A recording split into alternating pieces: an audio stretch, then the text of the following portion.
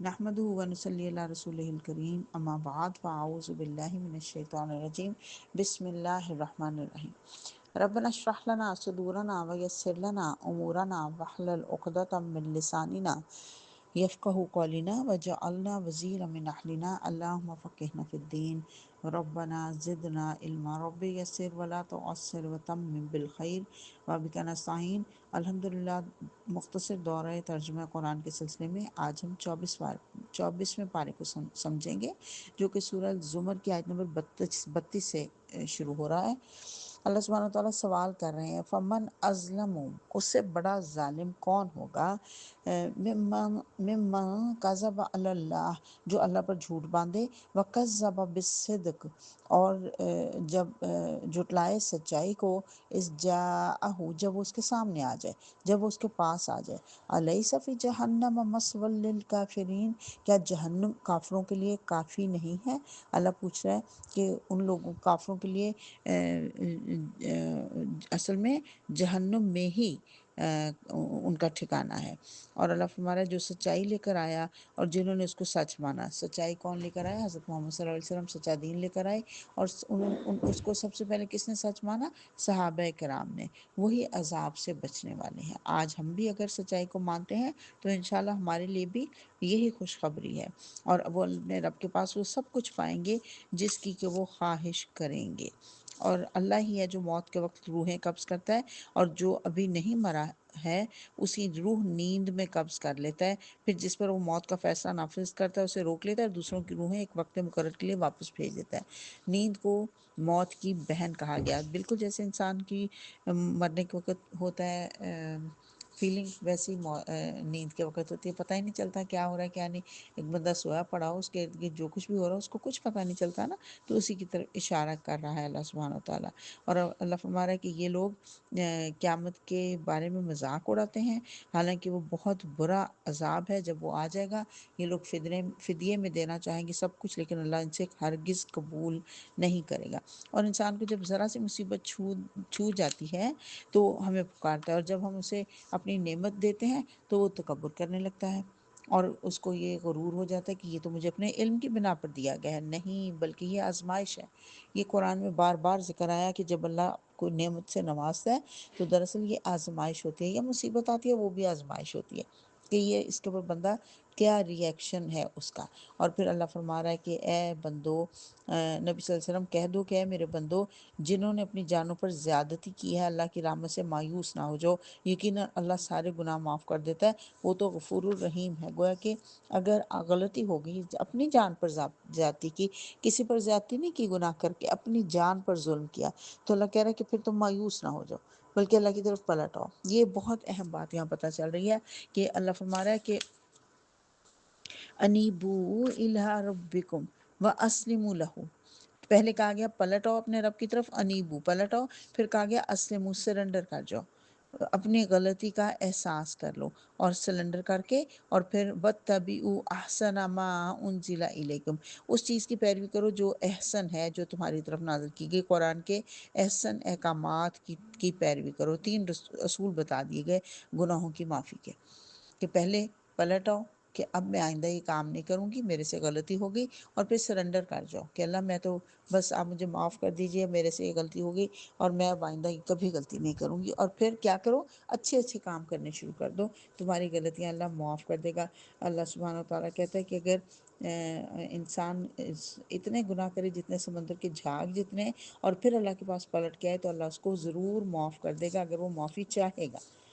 انسان کی اس کے اوپر ہے نا کہ وہ کتنی درد دلی سے معافی مانگے گا، تو اللہ اس کی معافی قبول کرے گا۔ اور اللہ فرما رہا ہے وما قدر اللہ حق قدرہ، تم لوگوں نے اللہ کی قدر ہی نہ کی جیسا کہ اس کی قدر کرنے کا حق ہے، یعنی کبھی تم نے احساس ہی نہیں کیا وہ کتنی اعلیٰ اور ذات، اور جو کچھ ہمیں دے رہی ہے اس کا کتنا شکر ادا کرنا چاہیے، لیکن تم نے اس کی قدر ہی نہ کی۔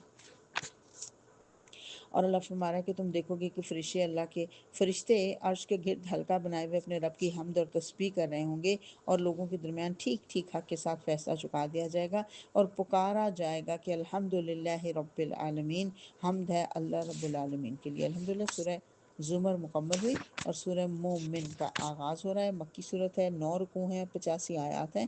بسم اللہ الرحمن الرحیم۔ حامیم تنزیل الکتاب من اللہ العزیز العلیم۔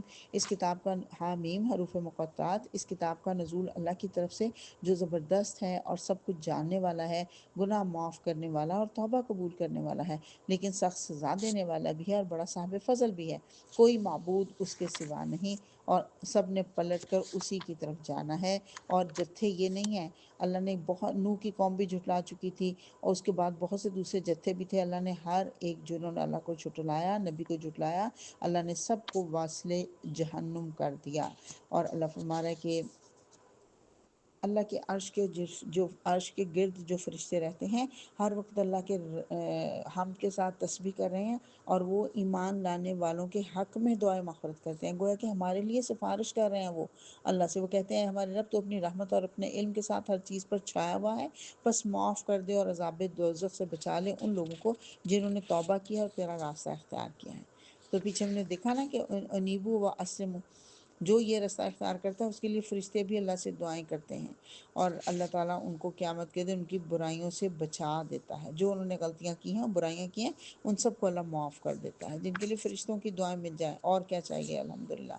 اور دراصل یہ جو بندے ہیں وہ ملاقات کے دن سے ان کو خبردار کیا جا رہا ہے، لیکن وہ اسے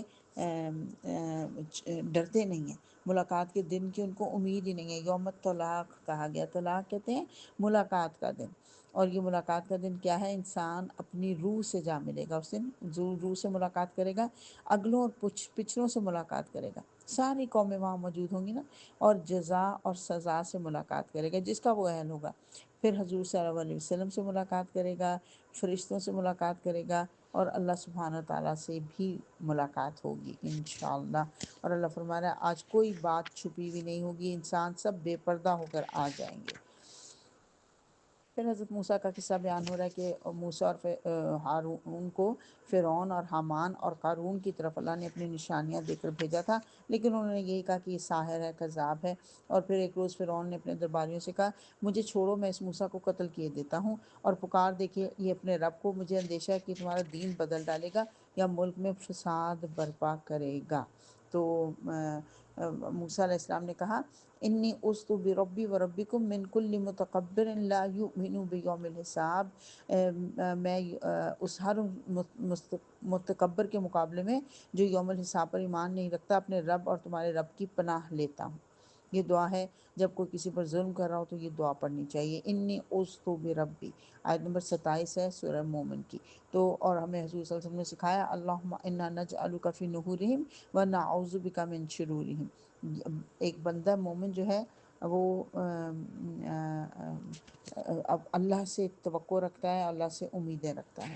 تو آل فرعون میں سے بھی ایک شخص جو اپنا ایمان چھپائے ہوئے تھا بول اٹھا کیا تم ایک شخص کو صرف اس بنا پر قتل کر دو کہ وہ کہتا میرا رب اللہ ہے، اور وہ تمہارے رب کی طرف سے تمہارے پاس کھلی نشانیاں لے کر آیا، اگر وہ جھوٹا ہے تو اسی پر اس کا جھوٹ پلٹ پڑے گا۔ اللہ کسی شخص کو ہدایت نہیں دیتا جو حد سے گزر جانے والا ہو اور جھوٹا ہو۔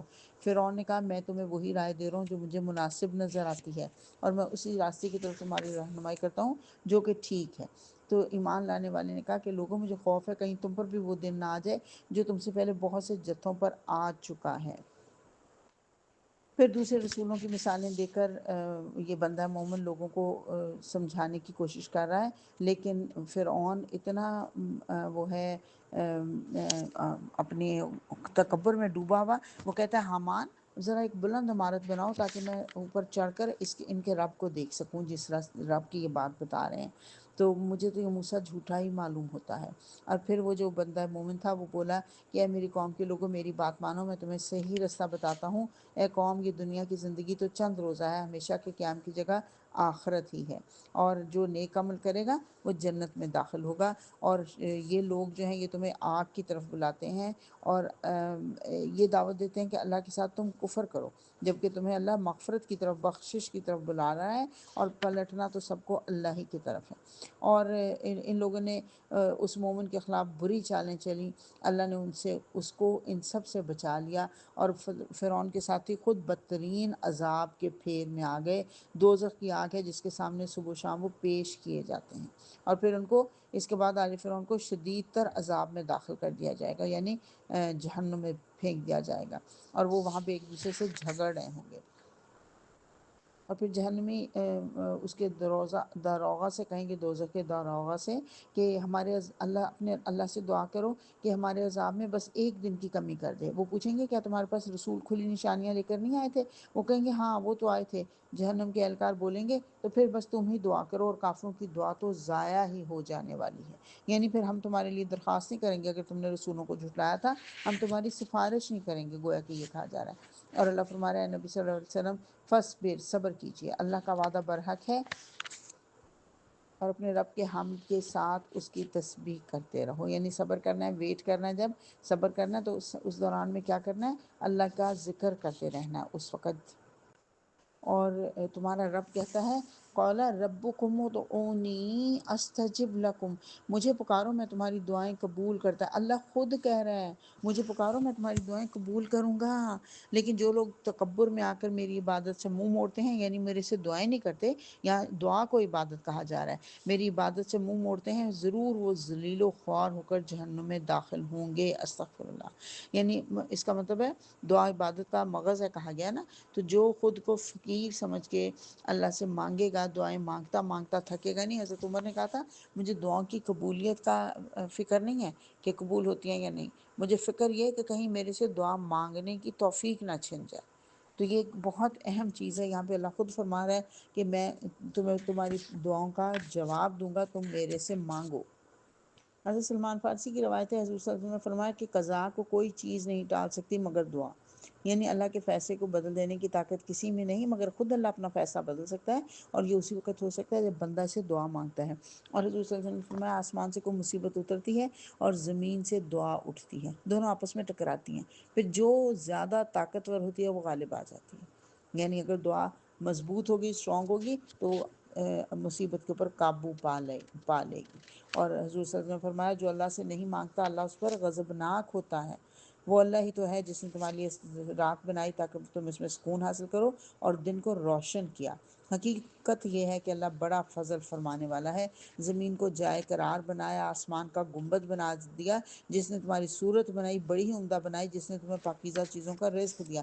اللہ کی بار بار نعمتوں کا احساس دلایا جا رہا ہے، پھر انسان کو اپنی اوقات یاد دلائی جا رہی ہے کہ تم کو مٹی سے پیدا کیا، پھر نطفے سے، پھر ان کے لوتھڑے سے، پھر تمہیں بچے کی شکل میں نکالتا ہے، پھر تمہیں بڑھاتا ہے تاکہ تم اپنی پوری طاقت کو پہنچ جاؤ، پھر اور بڑھاتا ہے تاکہ تم بڑھاپے کو پہنچ جاؤ، اور تم میں سے کوئی پہلے ہی واپس بلا لیا جاتا ہے۔ یہ سب کچھ اس لیے کیا جاتا ہے تاکہ تم اپنے مقرر وقت تک پہنچ جاؤ۔ بتایا یہ جا رہا ہے کہ جس نے یہ نعمتیں دی ہیں وہ چھین بھی سکتا ہے اور چھینتا بھی ہے۔ یہ نعمتیں چند دن کی صرف امانت ہے نا، اور اسی سے ہم غلط کام کر رہے ہوتے ہیں، اس کو غلط استعمال میں لا رہے ہوتے ہیں۔ اور اللہ فرما رہا ہے کہ جن لوگوں نے اللہ کی آیات کو اور رسولوں کو جھٹلایا، عنقریب توق ان کی گردنوں میں ڈالے جائیں گے، اور زنجیریں جن سے پکڑ کر وہ کھولتے ہوئے پانی کی طرف کھینچے جائیں گے، اور پھر دوزخ کی آگ میں جھونک دیے جائیں گے۔ پھر ان سے پوچھا جائے گا اب کہاں ہیں اللہ کے سوا وہ دوسرے خدا جن کو کہ تم شریک کرتے تھے۔ استغفر اللہ العظیم۔ اور اے محمد صلی اللہ علیہ وسلم، آپ سے پہلے بھی ہم بہت سے رسول بھیج چکے ہیں، جن بعض کے حالات ہم نے آپ کو بتائے ہیں اور بعض کے نہیں بتائے، کیونکہ روایات سے پتہ چلتا ہے کہ 1.25 لاکھ کے قریب انبیاء کرام تھے، لیکن اللہ نے کچھ کے 25-26 کا ذکر قرآن میں کیا، اس کے علاوہ کہیں نہیں۔ اور اللہ فرما رہا ہے کہ تمہارے لیے مویشی جانور بنائے جن پر میں سے کسی پر تم سوار ہوتے ہو اور کسی کا گوشت کھاتے ہو، ان کے اندر تمہارے لیے اور بھی بہت سے فائدے ہیں۔ اور پھر کیا تم زمین میں چلے پھرے نہیں کہ ان لوگوں کا انجام دیکھو جو تم سے پہلے گزر چکے ہیں، وہ تم سے تعداد میں بہت زیادہ تھے اور بہت طاقتور تھے، اور تمہارے سے زیادہ شاندار آثار زمین پر چھوڑ گئے ہیں، لیکن جو کچھ انہوں نے کمایا تھا وہ ان کے کس کام آیا؟ وہ دنیا کے لیے کمائیاں کی تھی، دنیا میں ہی چھوڑ کے چلے گئے۔ اور اللہ فرما رہا ہے ہمارا عذاب دیکھ لینے کے بعد اگر کوئی مان لائے گا تو اس کو بالکل فائدہ نہیں دے گا، یہی اللہ کا مقرر کردہ طریقہ ہے، اور ہمیشہ اس کے بندوں میں جاری رہا ہے، اور اس وقت کافر لوگ خسارے میں پڑ گئے۔ وَخَسِرَ هُنَالِكَ الْكَافِرُونَ۔ الحمدللہ سورہ مومن بھی مکمل ہوئی۔ سورہ حامیم السجدہ، سورہ حامیم السجدہ مکی صورت ہے، 6 رکوع ہیں اور 54 آیات ہیں۔ اس کے بارے میں اس کا بیک گراؤنڈ یہ ہے کہ کہا جاتا ہے کہ ولید بن عتبہ उत्बा ने कहा मुशरिकीन मक्का को कि तुम लोग जो मोहम्मद सल्लल्लाहु अलैहि वसल्लम पर इल्ज़ामात लगाते हो वो कुछ भी किसी को भी वो अपील नहीं करता, कोई इसको नहीं मानता, क्योंकि मोहम्मद सल्लल्लाहु अलैहि वसल्लम का किरदार हम सब ने देखा हुआ है। वो एक सादिक अमीन इंसान है और बहुत बाकिरदार और बाइखलाक इंसान है। शायर और मजनून और कहान जो कुछ तुम उसको कहते हो वो उसको सूट नहीं करता। इसलिए मैं बेहतर है कि तुम मुझे इजाज़त दो, मैं उसको जाके समझाता हूँ। आया हज़रत मोहम्मद सल्लल्लाहु अलैहि वसल्लम के पास और उनको कहा कि अगर तुम्हारा मकसद माल हासिल करना है तो हम तुम्हें इतना मालदार कर देंगे कि तुम्हें कोई ज़रूरत हाजत नहीं रहेगी, और अगर तुम बड़ाई चाहते हो तो हम तुम्हें अपना सरदार बना लेते हैं, अगर तुम बादशाही चाहते हो हम तुम्हें बादशाह बना लेते हैं, अगर तुम पर कोई जिन आता है हम उसे दूर करने के लिए बेहतरीन तबीब बुला लेते हैं। उतबा ये बातें करता रहा, हुज़ूर सल्लल्लाहु अलैहि वसल्लम खामोशी से सुनते रहे। जब उसने पूरी बात कर ली, आपने पूछा अबूल वलीद आपको जो कुछ कहना था कह चुके? उन्होंने कहा हाँ। आपने फरमाया अच्छा अब मेरी सुनिए। इसके बाद आपने बिस्मिल्लाहिर्रहमानिर्रहीम पढ़कर इसी सूरत की तिलावत करनी शुरू कर दी, और उतबा अपने दोनों हाथ पीछे ज़ेन पर टेके गौर से सुनता रहा। आयत सजदा पर पहुंचकर आपने सजदा किया, फिर सर उठाकर फरमाया अबुल वलीद मेरा जवाब आपने सुन लिया, अब आप जाएं और जाने और आपका काम। उतबा वापस गया, उसने अपने साथियों को कहा कि देखो ये जो कुछ मैं सुन कर आ रहा हूँ ये ना शेर है ना कहानत है ना सहर है, मेरी बात मानो, इस शख्स को इसके हाल पर छोड़ दो। अगर तो ये गालिब आ गया तो पूरे अरब में तुम्हारा चर्चा हो जाएगा, क्योंकि तुम्हारा बंदा है, तुम्हारा बेटा है, तुम्हारा भाई है, तो पूरे अरब में तुम्हारी शोहरत हो जाएगी। लेकिन अगर ये गालिब ना आया, अरब ने इसको दबा लिया, तो फिर तुम्हारे हाथ गंदे नहीं होंगे, वो खुद ही इसके ऊपर कंट्रोल कर लेंगे। इन्होंने कहा वल्लाह वलीद पर उतबा पर भी इसका जादू चल गया।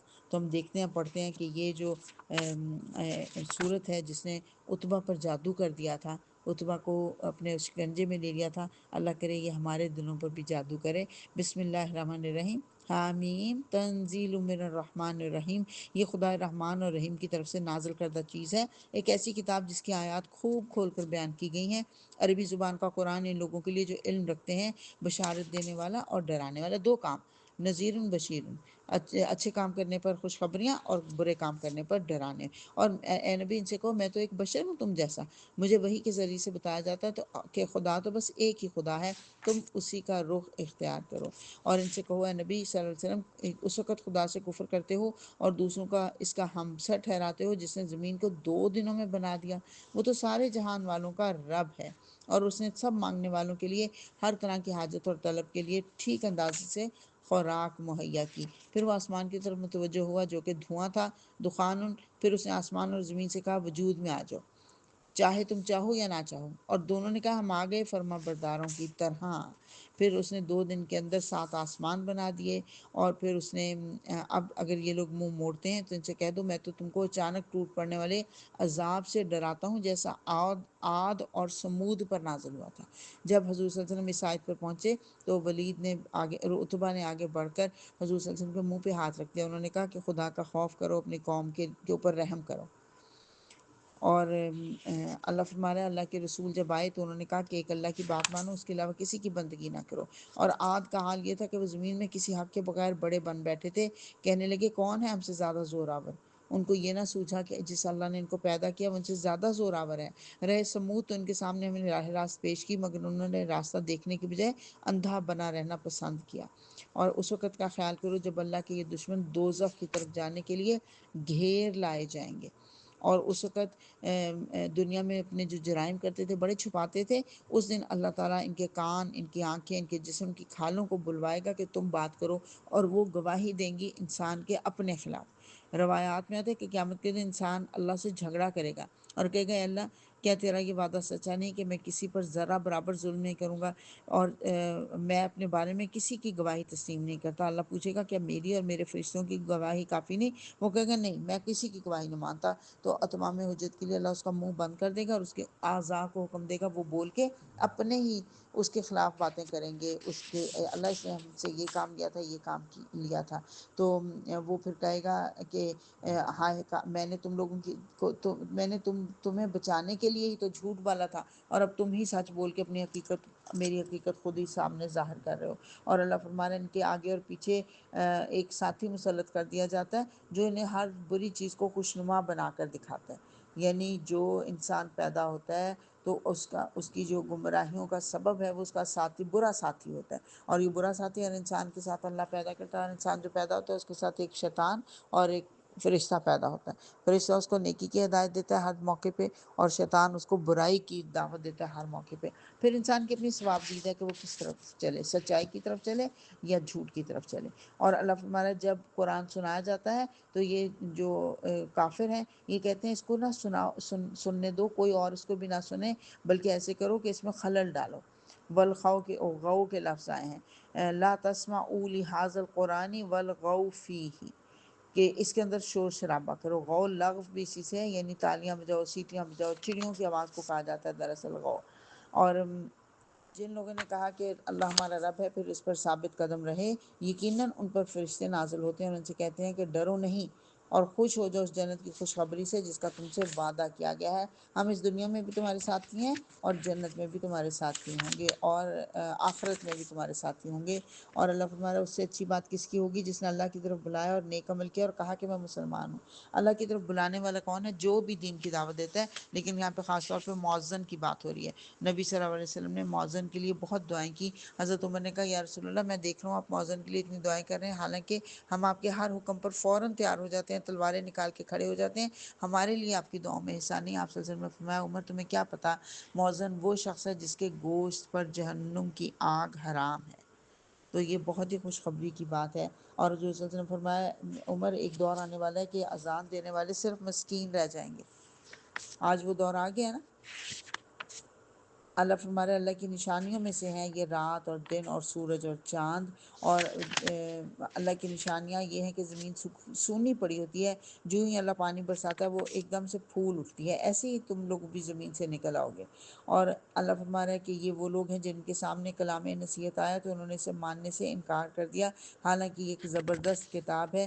اگر ہم اس اج کو اجمی قرآن بنا کر بھیجتے تو یہ لوگ کہتے کہ اس کی آیات کھول کھول کر کیوں نہیں بتائے گی تاکہ ہمیں اچھی طرح سے سمجھ آتی، لیکن یہ لوگ ایمان لانے والے نہیں ہیں۔ دراصل ان کے کانوں پر ڈانٹ پڑا ہے اور ان کی آنکھوں پر پٹی چڑھی ہوئی ہے، ان کا حال تو ایسے ہے کہ جیسے دور سے پکارا جا رہا ہو۔